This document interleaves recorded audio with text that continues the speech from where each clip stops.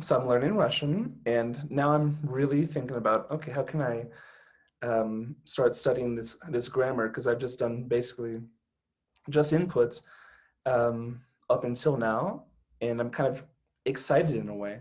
And I know that you had to do this with German. There's four cases, right? How Mhm. did you go about tackling, let's say, a language that's a bit more grammatically complex or different than from what you're used to, let's say from the Romance languages? What kind of advice can you give about that? For grammar, yeah, for more grammatically complex, I think that you need people, want to act so hard that they don't need like a book and that they don't need to just like drill it into their heads sometimes. But I think grammar, especially when it's complex grammar and stuff like cases, it needs to be just repeated 1,000 times because, German also has like kind of complex word order. So if you say certain things, like the verb suddenly goes at the end of the sentence, like if you say certain words that mean because, you'll put that verb at the end. And, that didn't really stick to me until I got a lot of speaking exposure. Mm-hmm. And, until I started doing drills in books. Like if you just try to flashcard it or just look at tables, like people have told me like, oh, I need to find like a good table for all the endings and all the like, declensions of. I'm like, what is that gonna do for you? Like looking at a chart, like you need to practice it and you need to use it. So I think definitely speaking it and just like writing drills because when you're writing, that's like a form of producing, Mm-hmm. and then you go Mm-hmm. back and correct it. That's like, it's deliberately making a mistake and then you remember that. Or when you speak and it sounds wrong, someone corrects you, you deliberately remember that. So you need to like embrace making mistakes on grammar if the grammar is like a little bit more complex than you're used to.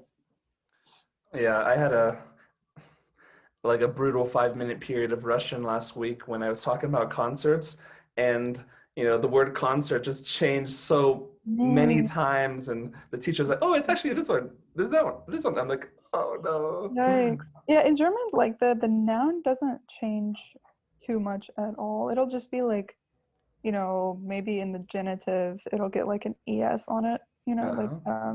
the book of my friend, das Buch des Freundes, and then it changes like that or something.